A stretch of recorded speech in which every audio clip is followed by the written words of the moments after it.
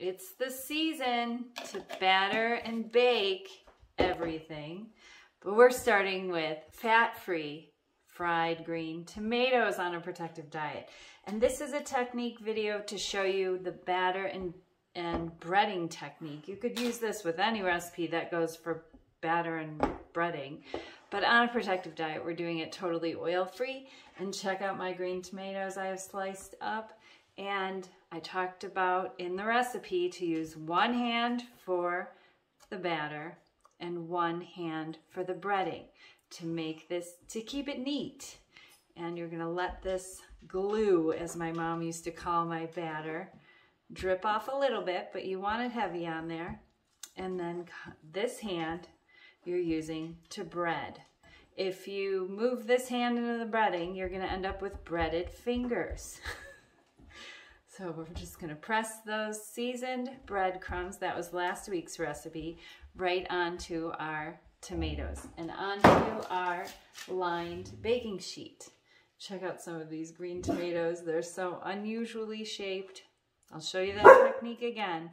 Keep one hand in the batter. I don't care if you're a lefty or a righty. You make your pick, but stick to it or go rinse your hands off.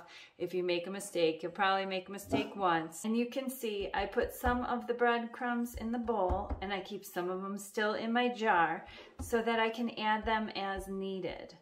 Because if they're all in the bowl and then we don't end up using them, they might get covered in batter. But if you do this as suggested, where you batter them, see how this is thick like glue? This sets up and thickens as you're preparing, slicing your tomatoes and things like that. The batter will thicken up just like this, but keep it neat. And then you're going to be able to use whatever leftover crumbs you have. And you know these seasoned breadcrumbs are awesome on top of the mix and mac, on top of the kids' spaghetti, on top of any casserole. It'll dress anything up, even a salad, to add a little crunch on top. I'm gonna finish these up and put them into the oven. Keep your hands straight. Did you see that? I almost blew it. And if I did, then I'd just go rinse off. This is just a tip video to make this easier for you. As you can see, as I'm breading this one up, I need to add some more breadcrumbs because look at how many tomatoes I have left. So I'm adding them up on top, just like that.